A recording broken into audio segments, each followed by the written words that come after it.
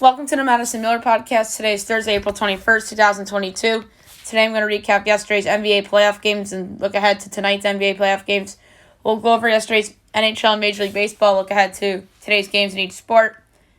We'll go over the current leaderboard at the Zurich Classic of New Orleans. I'll do my latest NFL mock draft. We will recap last night's episode of The Masked Singer. We'll go over the latest news and notes. And obviously, best bet. All right, we're going to start with the NBA playoffs. Some interesting results last night that we got to get into. And then we'll obviously look ahead to the games being played tonight. Celtics over the Nets, 114-107. The Nets were dominating throughout the game, and they just came apart as the Celtics take a 2-0 series lead. Jaylen Brown had 22 points to lead them in scoring, and then Kevin Durant had 27 with 5 assists for Brooklyn. 76ers over the Raptors, 104-101 in overtime on a game-winning three by Joel Embiid with 0.7 seconds left. And Embiid had 33 points, 13 boards. James Harden fouled out. And OG Anunoby had 26 to keep the Raptors in the game. And the Bulls upset the Bucks, 114-110. They even up the series at 1 apiece. A stunning turn of events here. DeMar DeRozan had 41 points. He looked like the DeMar DeRozan that made a big jump this year. And Giannis, 33 points, 18 boards, and 9 assists. All right, now we look ahead to tonight's games. First up, 7:30 TNT have the Grizzlies and the Timberwolves. My projection here is Memphis by 1 3/4, total 227 and 9/20. And it's 1.5 and 236. I like the under again. We saw some defense played by the Grizzlies the other night. I don't think it's going to be as good, but I think you'll see some better D from Minnesota, especially at home. So I like under 236. And I won't be shocked if Minnie wins this game. 9 o'clock NBA TV. You got the Mavericks and the Jazz, Game 3. Potentially the return of Luka Doncic. He's questionable for tonight. The projections here. If Luka plays, I have Jazz by 2. If Luka does not play, Jazz by 9. Total 216 and 3/5. And it's right now 7.5 and 210. Either way, I like the over. I think Utah altitude, they will play well at home. And I believe that this will go over. And if Luka plays, I'll go over and Dallas in the same gamer. But for my pick here, I'm going to go with the over. And last but not least, 10 o'clock on TNT of the Warriors and the Nuggets, Game 3. Last hurrah for Denver, potentially. My projection is Warriors by a half, total 220 and a 10th. And it's 2.5 and 223.5. I'm going to go under. Golden State's defense is pretty good, and it's been amazing in the series. I think it'll continue to be good. Won't be shocked if Nikola Jokic carries Denver to a win by himself. So that's why I am intrigued by Denver money line and the under because of the altitude factor. But for the game, for the pick here, I'm going to go with the under. And in terms of straight up, I'm going to go Minnesota. Depends on Luka Doncic. And I'm going to say Denver wins tonight. And if Luka plays, Dallas will win outright. If not, Utah will win. So for the time being, I'm going to say all the home teams, but Dallas will win if Luka plays. All right. Now I'm going to move on to the NHL. I'll recap yesterday's games and look ahead to a busy day today. Oilers over the Stars, 5-2, big win for Edmonton. Blackhawks over the Coyotes, 43 in overtime on a game winner by Alex DeBrincat. Golden Knights over the Capitals, 4-3 in overtime on a game winner by Shea Theodore. Big win for Vegas against 2 of Dallas. And within 3 of Los Angeles. And the Kraken upset the Avalanche 3-2. That's not good for the Avs, because that puts the Panthers in the tie with them for the President's Trophy. So that's still up in the air with a week and a half to go in the regular season. So tonight, 7 o'clock, meaningless game, Flyers, Canadiens. Montreal's minus 137, Phillies plus 114, over under 6, overs minus 134, unders plus 110. Flyers plus 1.5 is minus 230, Montreal minus 1.5 is plus 188. I'm going to go with Philly on the road. Bad teams just go with the underdog. Red Wings, Panthers. Big game for Florida. They're minus 650. Detroit plus 460. Over under 7. Overs minus 122. Unders even money. Detroit plus 2.5 is plus 205. Florida minus 2.5 is minus 226. Or minus 126. I'm going to go with the Red Wings plus the 2.5 at plus 105. They won outright in Tampa the other night. I think that they'll be competitive here with the Panthers. Sabres, Devils. Devils minus 137. Sabres plus 114. Over under 6.5. Overs minus 128. Unders plus 104. Buffalo plus 1.5 is minus 210. Devils minus 1.5 is plus 172. I'm going to go with the Buffalo Sabres at plus 114. Bruins, Penguins from Pittsburgh. This is one of the bigger games of the night. Pittsburgh minus 120. Boston even money. Over under 6. Overs minus 105. Unders minus 115. Boston plus 1.5 is minus 275. Pittsburgh minus 1.5 is plus 220. Caps and Pens now tied for third in the Metro. Boston's 2 points ahead of both those teams. So it's a big game for Boston, because if Pittsburgh wins, they're tied with Boston. And that's a big deal because of the possibilities here. So I do think Pittsburgh will win, but I'm not convinced it's going to be in regulation. So for the game here, I like the over. I think there's going to be a lot of goals in this game. I think that I don't know if I even trust Boston's goaltending. So I like over 6 at minus 105. Jets, Hurricanes. Big game for Carolina to become in first again. They're minus 265. Winnipeg's plus 215. Over under 6.5. Overs minus 102. Unders minus 120. Winnipeg plus 1.5 is minus 114. Carolina minus 1.5 is minus 105. I like the over 6.5 at minus 102. I think this will be a high-scoring affair. 7:30, Rangers, Islanders. Rangers minus 132. Islanders plus 110. Over under 5.5. Overs minus 102. Unders minus 120. Rangers minus 1.5 is plus 184. Islanders plus 1.5 is minus 225. Part of me wonders if the Rangers kind of want to tank down the stretch to avoid Boston, Tampa. The possibility of Boston or Tampa. But it's not a guarantee. You know why? Because the wild cards could be Pittsburgh and Boston. And Boston could have more points than Pittsburgh. Or Pittsburgh could have more points than Boston. Or Washington could have more points than Boston. And the Panthers will play Boston. And the fourth place Metro team will get back in the Metro bracket. So it's not a guarantee that the fourth place Metropolitan Division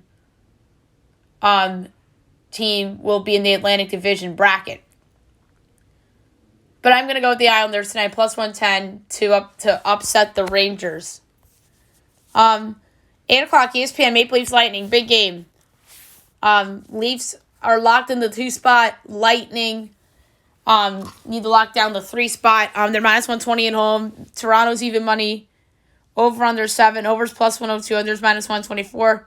Leafs plus 1.5 is minus 250. Lightning minus 1.5 is plus 205. I'm going to go with the Lightning in regulation at plus 125. Canucks, Wild, a huge game in the West. Minnesota's minus 182. Vancouver's plus 150. Over under 6.5, minus 110 each way. Vancouver plus 1.5 is minus 156. Wild minus 1.5 is plus 130. The Canucks have been winning weird games like this all season long. They won in Colorado. They won in Vegas. An absolute must-win for Vancouver. They have a game in hand in Vegas, a game in hand in Los Angeles. Meanwhile, Minnesota needs this game for home ice advantage against the Blues in the first round. You know that's going to be a first-round series. So it's interesting. And I'm not totally convinced that Vancouver's definitely going to win this game. But I think this will be a tie in regulation at plus 350. 9 o'clock, the Stars and the Flames. Flames minus 220, Stars plus 180, over under 5.5. Overs minus 122, unders even money. Stars plus 1.5 is minus 144. Flames minus 1.5 is plus 120. Dallas needs the game. They lost the other night to Edmonton. They're in the second of a back-to-back. Calgary trying to lock up the division. I think Calgary's going to win. Although Vancouver-Dallas moneyline parlay would be a lot of fun. But I think that Calgary at home is just a beast. So, even them in regulation is overvalued. So, I'm going to do the same thing I did in the other game. Tie, plus 350. I think this goes to overtime. Blackhawks Kings at 10:30. Huge game for LA. For some reason, the odds on FanDuel are not up. I'm going to check DraftKings very quickly to see if that line is up there. Obviously, second of a back-to-back for the Blackhawks. DraftKings does have it. The Kings are minus 225, but the Blackhawks are plus 190, over under 6. Over is minus 120, unders even money. Blackhawks plus 1.5 is minus 130. Kings minus 1.5 is plus 110. The Kings and Jonathan Quick. This is like a last hurrah kind of a thing for Quick with this Kings team. He's been playing great. I like the under at even money there. And last but not least, the Blues and the Sharks. Blues needs this game to have home ice against the Wild. They're minus 205. The Sharks are plus 168. Over under 6.5. Overs even money. Unders minus 122. Blues minus 1.5 is plus 128. Sharks plus 1.5 is minus 154.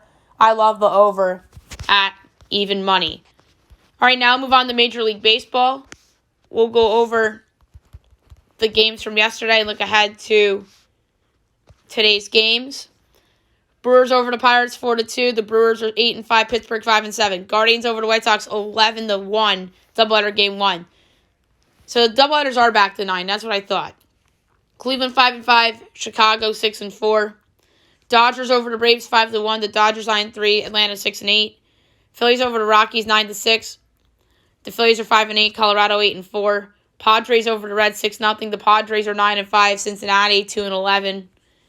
Guardians over the White Sox 2-1 in Game 2. The Guardians are 6-5. So are the White Sox. Orioles over the Athletics 1-0. Orioles 4-8. Oakland 7-6. Rays over the Cubs 8-2-6. Range shortened game. Tampa 7-6. Chicago 6-6. Astros lose at home to the Angels 6-0, courtesy of the brilliant pitching of Shohei Ohtani. LA 8-5, Houston 6-6. Yankees over the Tigers 5-3. Yankees 7-5. Detroit 4-7. Miggy Cabrera 1 hit away from 3,000. Cardinals over the Marlins 2-0. Cardinals 7-3. Miami 4-7. D-backs over the Nats 11-2. D-backs 4-8. Washington 6-8. Giants over the Mets 5-2. The Giants 8-4. Mets 9-4. Blue Jays over the Red Sox 6-1. Blue Jays 7-5. Boston 6-6. Royals over the Twins 2-0. Royals 5-5. Minnesota 4-8. And the Mariners over the Rangers 4-2. The Mariners 7-5. Texas 2-9. And best bet was a loser. It was tie after 5. So I went Marlins after 5. It got cute with best bet yesterday. I shouldn't have done that. Today's games at 1 o'clock, you have the White Sox and the Guardians. Dylan Cease and Zach Plesac. I think that is a brilliant pitching matchup. 1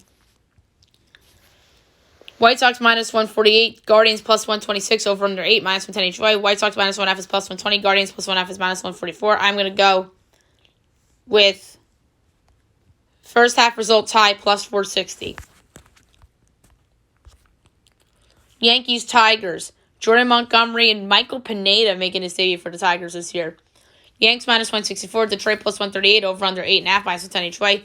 Yanks minus 1/2 is plus 104. Tigers plus 1/2 is minus 125. Day game, weird things happen. Part of me likes the Tigers in the first half. First half result at plus 155. But the Yankees will probably win. Giants, Mets.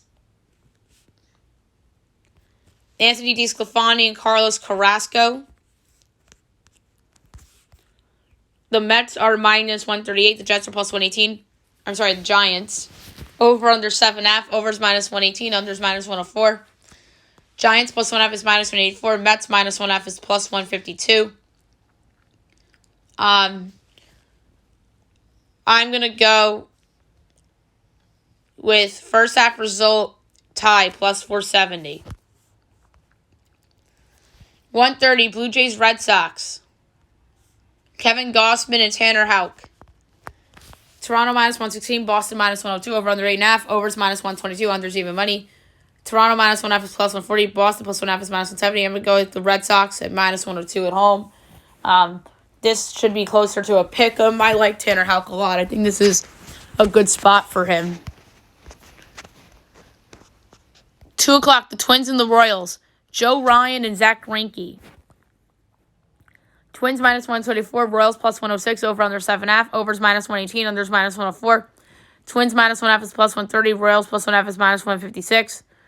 I'm going to go with the Twins first half result at plus 110. I love Joe Ryan. He's so much better than Zach Greinke at this point, I think. And that's as good as Greinke's been. 3:30, Orioles Athletics. Tyler Wells and Paul Blackburn. A lot of day games today. A's minus 126, Orioles plus 108, over under 7, overs minus 122, unders even money. Orioles plus 1/2 is minus 215, A's minus 1/2 is plus 176. I'm going to go with first half result tie plus 420. 4 o'clock, D-backs Nats. Zach Davies and Josh Rogers. Nats minus 130, D-backs plus 110, over under 9, overs minus 114, unders minus 106. D-backs plus 1/2 is minus 184, Nats minus 1/2 is plus 152. I like the over 9 a lot at minus 114. I think there's going to be a lot of runs in this game for some reason. This could be a big Juan Soto game. 6:30, Cardinals Marlins. Jordan Hicks and Pablo Lopez. Oof, great game. Marlins minus 134, Cardinals plus 114, over under 7.5, overs minus 106, unders minus 114. Cardinals plus 1/2 is minus 196, Marlins minus 1/2 is plus 162.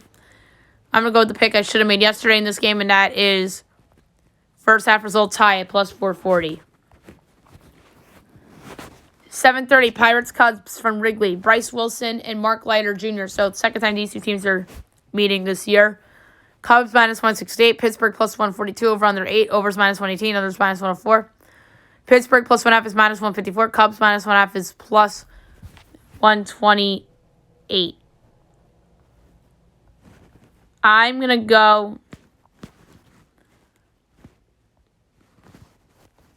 with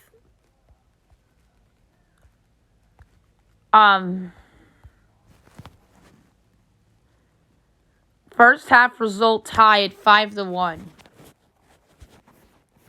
And last but not least, 9:30, Rangers Mariners. Taylor Hearn, Marco Gonzalez. Mariners minus 134, Rangers plus 114, over under 8, overs minus 108, unders minus 112. Texas plus 1/2 is minus 176. Mariners minus 1/2 is plus 146. I like the over 8 at minus 108 for my pick for this game tonight. All right, now I'm going to go over the current leaderboard for the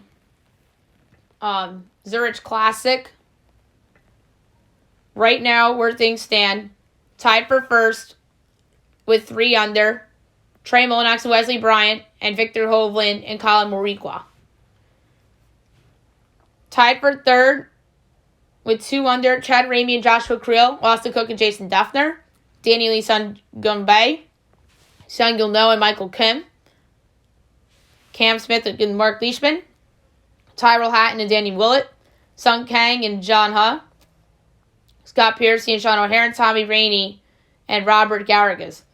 Tied for 12th with 1 under, Tom Hogan, Paul Byron, Barjone, Martin Laird and Robert McIntyre, Aaron Ray and David Lipsky, Bo Van Pelt and Ben Martin, Bill Haas and Jay Haas, Nick Watney, Charlie Hoffman, Kevin Kisner, Scott Brown, Lucas Glover and Ches Ravi, Gary Kigo and Brandon Grace, Sergio Garcia and Tommy Fleetwood, Taylor Gooch and Max Homa, Shane Larry and Poulter, Hank Labodi and Chase Seifert, Keith Mitchell and Brent Snecker.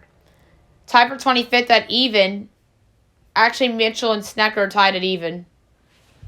Robert Streb, Troy Merritt, Kevin Twain, Kelly Kraft, Richie Murski and Pete Ullman, Denny McCarthy and Ben Coles, Brandon Hagee and Cam Piercy, Doc Redmond, Sam Ryder, and then at 32nd with 1 over, Martin Trainer and Jim Conness.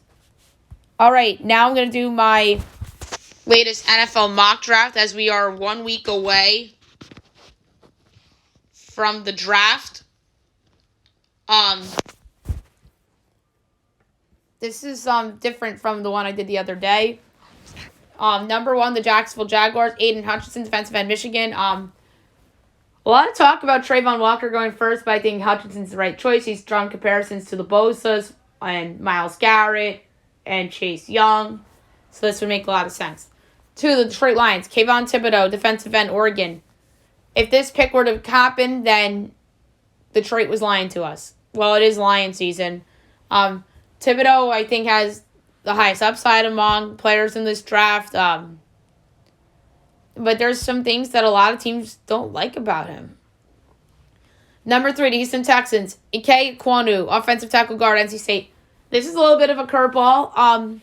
Kwonu, very versatile player. He plays tackle. He plays inside. Texans have a need at the line, so it makes sense. Number 4, the New York Jets, Kyle Hamilton, safety, Notre Dame.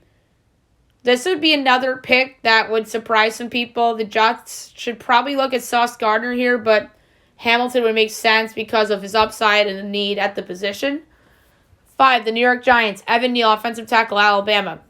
This is like your classic Giants pick right here. Great pick. I think he's best lineman in the draft. Him and Andrew Thomas on the tackles is a nice foundation for that offensive line for Daniel Jones this year and potentially a different quarterback come 2023.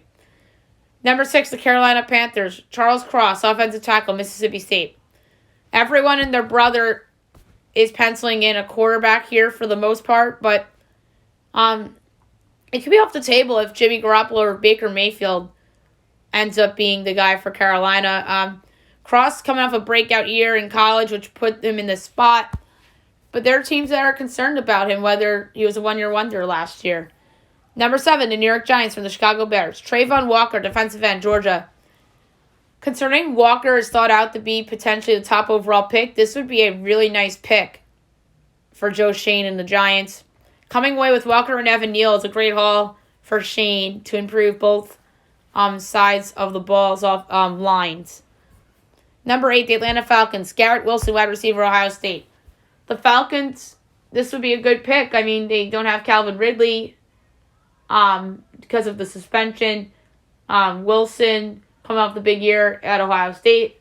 This would make a lot of sense. Number 9, the Seattle Seahawks from the Denver Broncos. Malik Willis, quarterback, Liberty. Here I have the first quarterback off the board with Willis going to the Seahawks. Willis, I think, is getting the most hype among the quarterbacks right now, although I don't feel that there's a franchise quarterback in this draft. Number 10, the New York Jets from the Seattle Seahawks. Ahmad Sauce Gardner, cornerback, Cincinnati. I think it would be crazy if Gardner were to fall this far, but if he does, the Jets gotta take him. I'm sorry. They have a need for a pass rusher, obviously. But Gardner here would be too good to pass up. And him and Kyle Hamilton would be foundation pieces for them for their secondary for a long time. Number 11, the Washington Commanders. Chris Olave, wide receiver, Ohio State.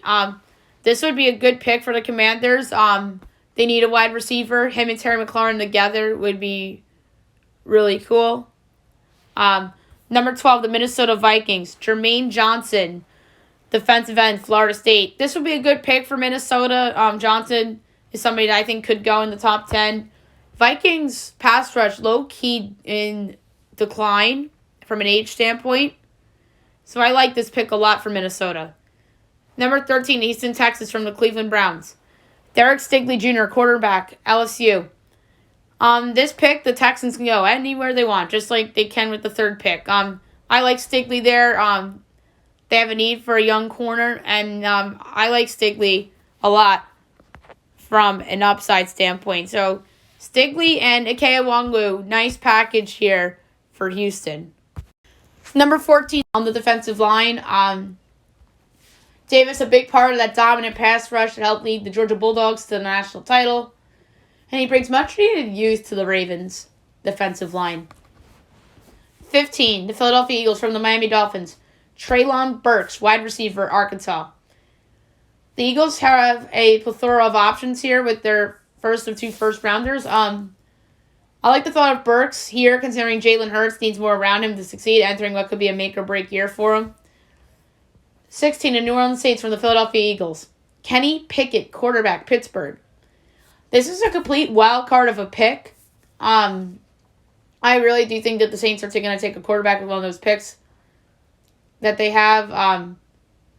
Pickett was a Heisman candidate this past year, and despite a weak quarterback crop, he has a real shot to go somewhere in the first round. Number 17, the Los Angeles Chargers. Jamison Williams, wide receiver, Alabama. This would be quite the selection for the Chargers, considering that their roster is absolutely loaded. Despite coming off the torn ACL, Williams, Keenan Allen, and Mike Williams becomes arguably the best wide receiver trio in the league. Number 18, the Philadelphia Eagles from the New Orleans Saints. Devin Lloyd, linebacker, Utah. Some may consider this pick a reach, but others may look at it and say, oh, good fit. Super athletic, super fast, and the Eagles could look and say, oh, Micah Parsons, maybe it's okay to take a linebacker in the first round and maybe in a reach of a spot, unlike Parsons' case, obviously. So we'll see. Number 19, the New Orleans Saints from the Indianapolis Colts via the Philadelphia Eagles. Trevor Penning, offensive tackle, Northern Iowa. The Saints' offensive line is solid, but needs to replace Teron Armstead. Penning, I think, is someone that didn't get a lot of attention due to playing in the FCS, but he has the tools to be a good player. Number 20, the Pittsburgh Steelers. Desmond Ridder, quarterback, Cincinnati. Ridder is one of the fast-rising quarterbacks in the draft class, and to me, he feels like your young, classic Steelers guy.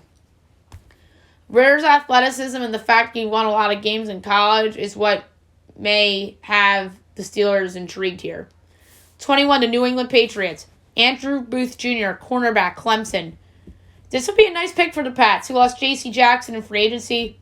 Booth is someone whose stock is rising with a little over a week to go until the draft.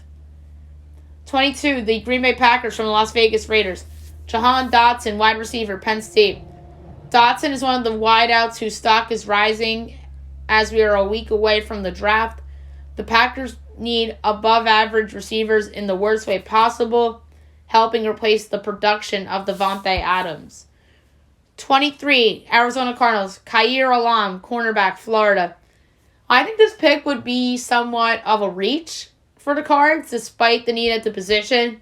But Alam is someone with a lot of speed and athleticism to be a consistent starter in the league.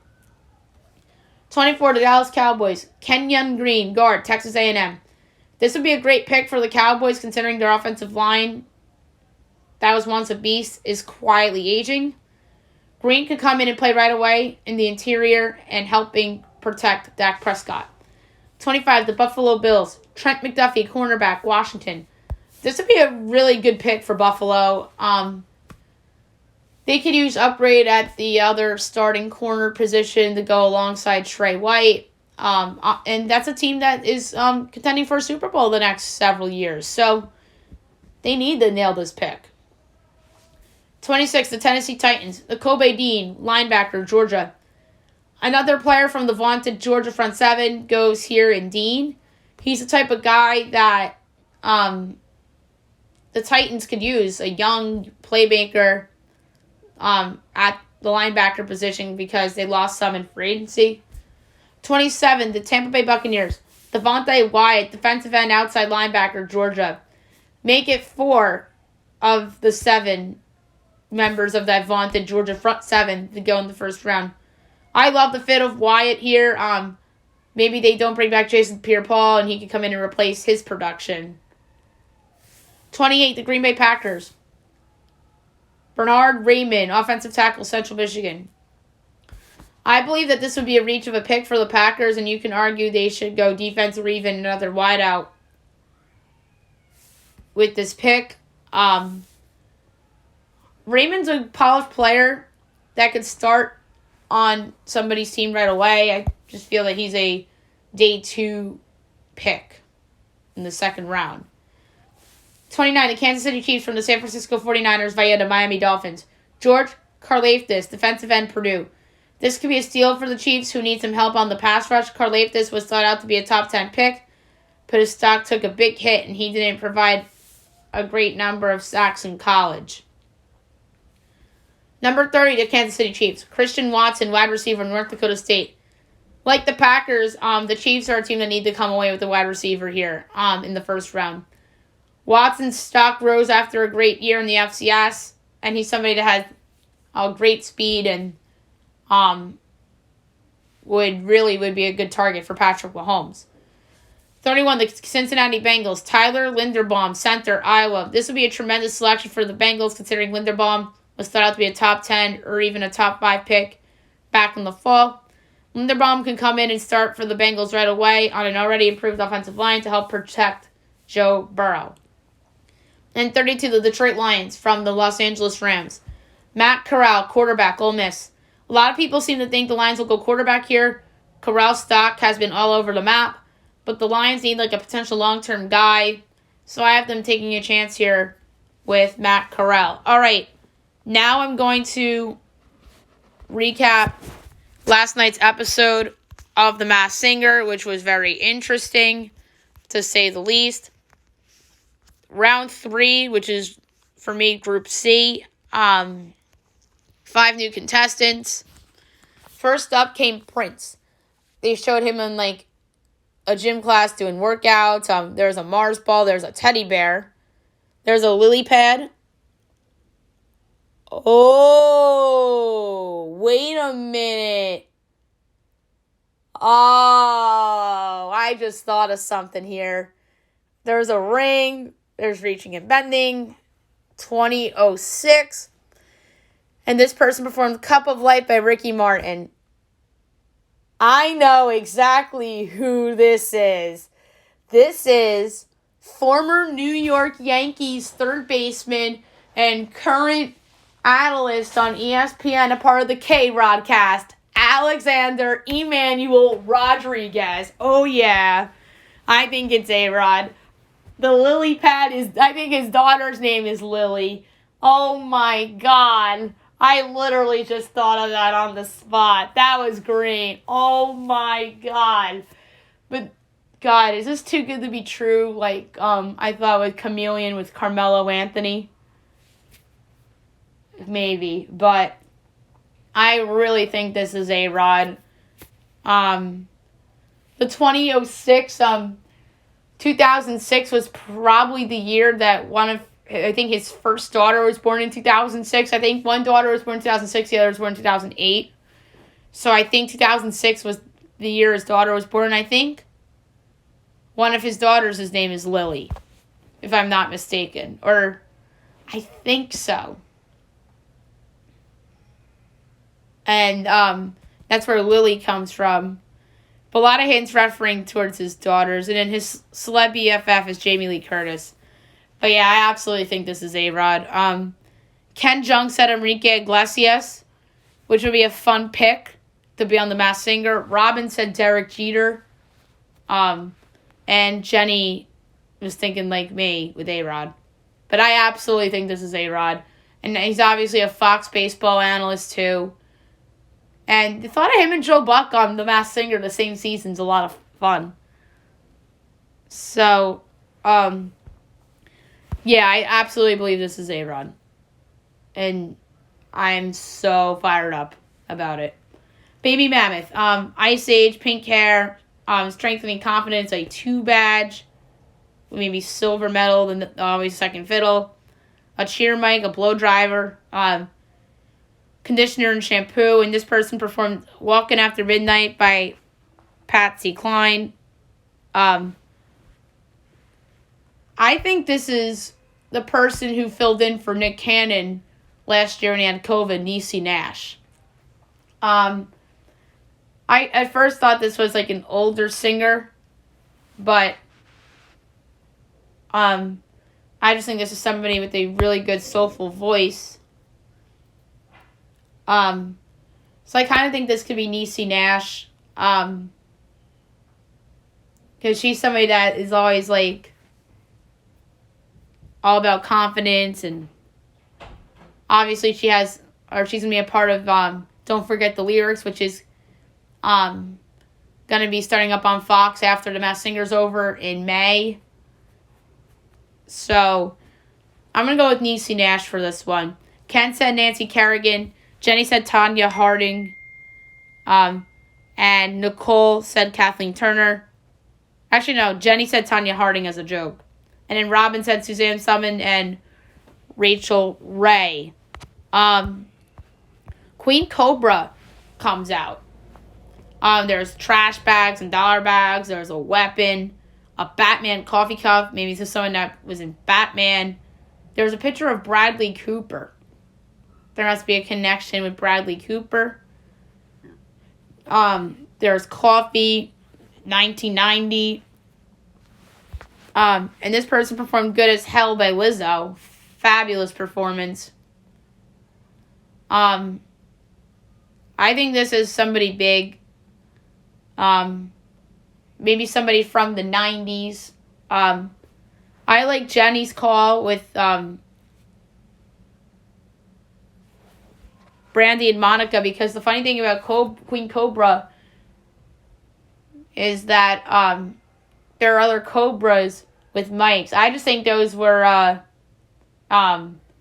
background singers, personally. Ken said Anne Hathaway. Robin said Jada and Will Smith. This had everybody confused. And then came Jack in the Box. This person performed before they gave out their clue package.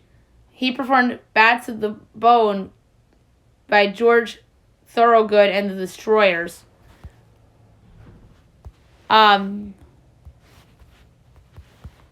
This person's clue package then came up. There was a convertible. There was like a judge's hammer thing. Seasons. There were red flowers, a convertible, a wagon, an Irish football, and a spaceship. My guess here, Jim Caviezel, the actor, big Notre Dame fan, which made me get to him. This kind of felt like an actor to me.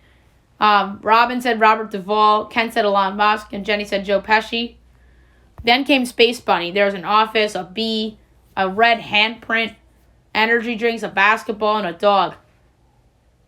This person performed Jumpin' the Line by Harry Belafonte. This was the one that was in the Snooper sneak peek. I think this could be the one and only, the greatest basketball that's ever lived, Michael Jordan. Space Bunny, Space Jam, red handprint, what's red? The Chicago Bulls.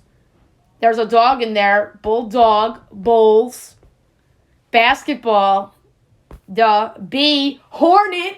He owns the Charlotte Hornets. Oh my God. Oh my God. This is totally Michael Jordan. That would be amazing. The GOAT. And Nicole had a good guess of LeBron because there's an energy drink in there and he does energy drink commercials. So, oh my God, I'm absolutely convinced this is Michael Jordan. Robin said Damian Lillard and Sean Paul. But yeah, I really am convinced that this is the one and only Michael Jordan. I feel better about A-Rod, but I actually think this is Michael Jordan, like legit. And that would be really, really fun if he was on The Masked Singer. And who went home? The Jack in the Box. That was obvious. He was terrible compared to everybody else. The first impression and final guess for me was Jim Caviezel.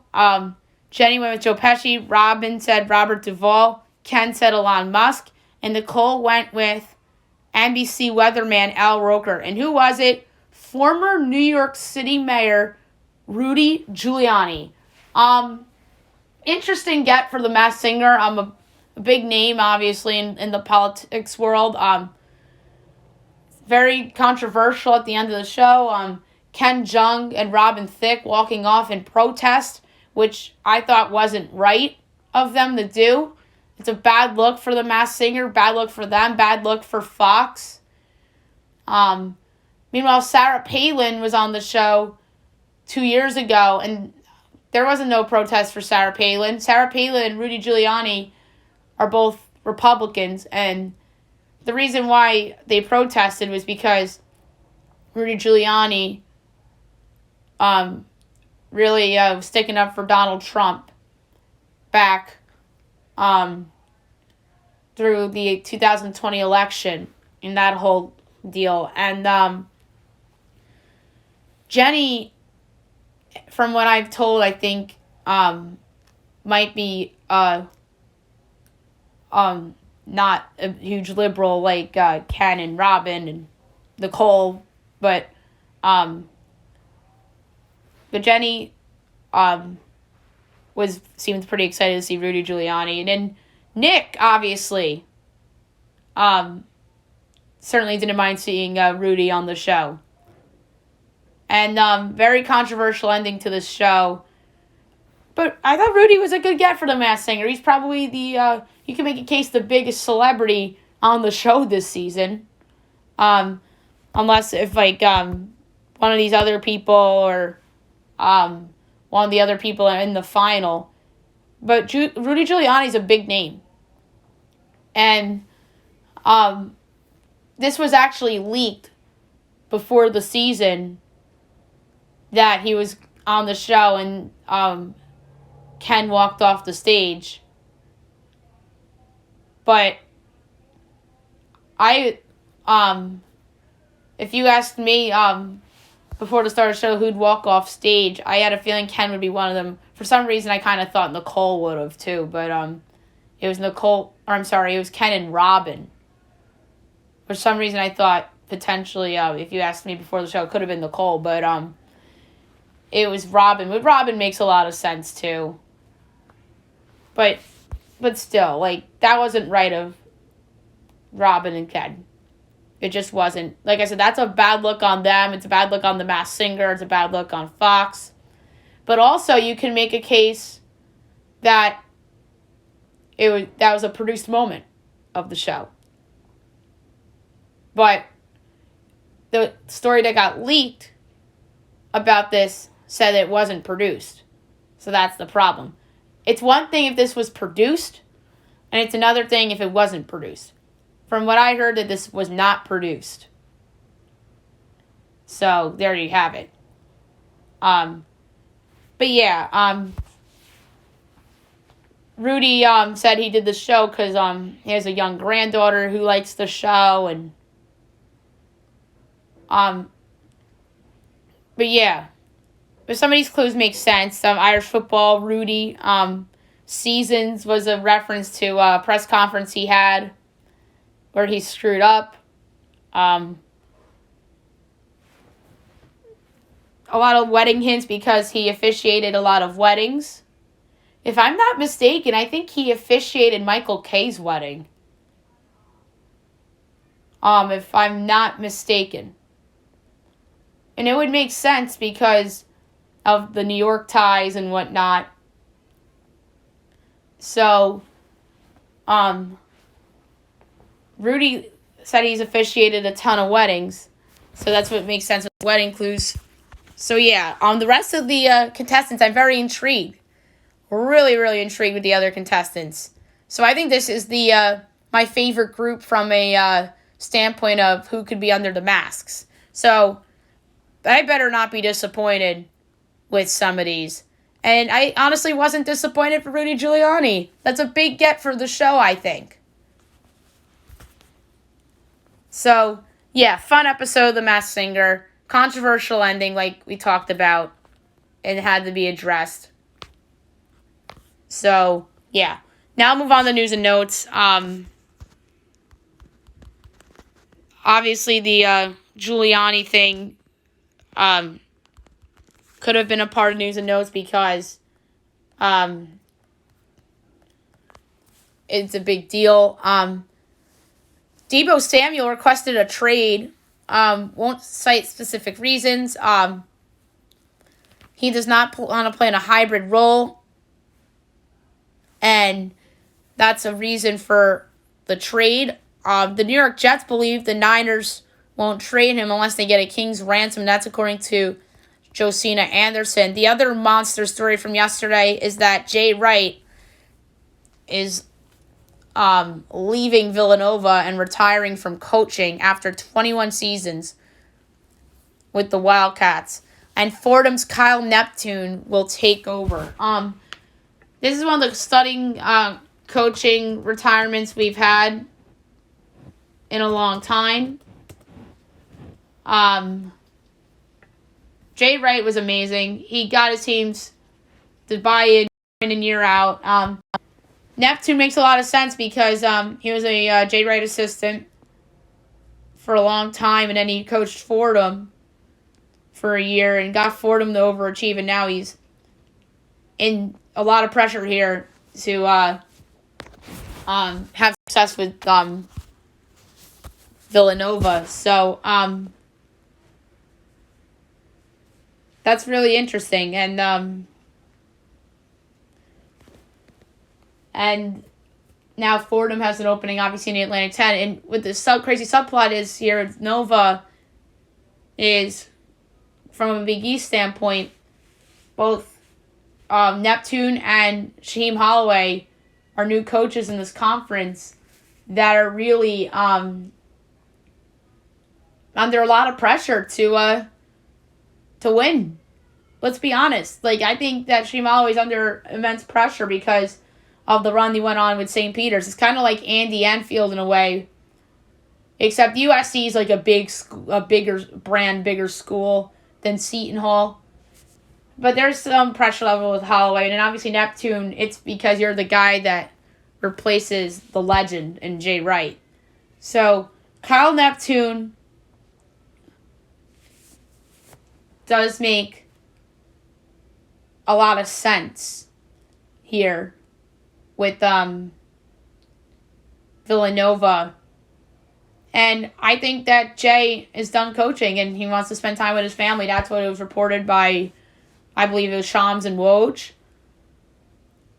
So, yeah, Jay Wright, stunning retirement. And I'm going to have James Selliston on tonight, so we're obviously going to be talking about that on the show. And obviously we'll talk about Deebo Samuel, too. Palin declares for the draft. That's inevitable. I think he's likely to go third in the draft. Oscar Tshiebwe returning to Kentucky. That is a big deal for the Wildcats as they try to run back the team for another season. So that's good news for Kentucky. Chris Middleton left last night's game with an MCL sprain. That is a big deal. And Bobby Portis left with a right eye abrasion. So two big injuries for the Bucks, which cost them last night's game. I think if Middleton played healthy, I think the Bucks would have won. But give credit to the Bulls. They took advantage of the injuries, just like New Orleans took advantage of Devin Booker. And speaking of Booker, unlikely to play in games 3 or 4 due to the hamstring injury. Oh boy. So if you're Phoenix, you try to get one to get home court advantage back. And if you're New Orleans, you want to win both. But I think that Phoenix can win a game in New Orleans without Devin Booker. They just need Chris Paul to be Chris Paul.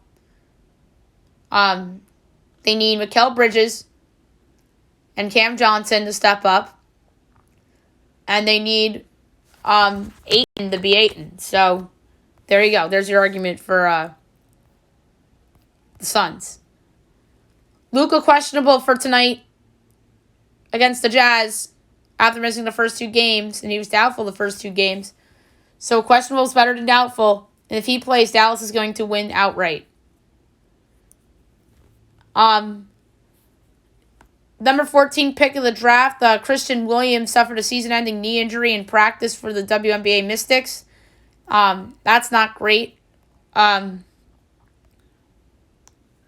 Manchester United hires Eric Ten Hag, 3-year deal. So he goes from Ajax to Man United. That is a nice hire for the Red Devils. And I think that he'll do a good job there. Joel Embiid throwing some trash talk at Drake. I don't think that's smart, though. He says, I'm coming for the sweep. Let's see if that's karma or not. I don't like when the trash talk, when you're up 3-0. That's usually not a good thing. And Mike Tyson throws a punch on a plane as he threw a flurry of punches and allegedly bloodies a passenger on a plane. That's not great. I think there's more to that and potential punishment and whatnot. All right, best bet of the day brought to you by FanDuel. So there's a lot of things I don't feel really confident about for tonight. I have options in all 3 sports. I'm going to lay a unit on the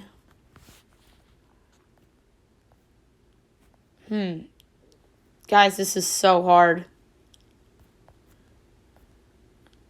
I like over 6.5 between the Blues and the Sharks. I'm going to do that for best bet. Only because I just think that the Blues are going to put up 4 and the Sharks are probably going to put up 3. Or maybe it's 4-2 and the Blues empty net.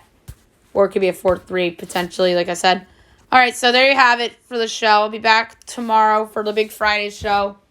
We'll recap everything from today, look at everything for tomorrow and the weekend. We'll preview American Idol. And then obviously news and notes. And best bet, don't forget, tonight I'm going to have James Telliston on. We're going to do a little bit of debating and go over the big storylines as we head into the latter half of the spring. So hope you guys have a great day, everyone.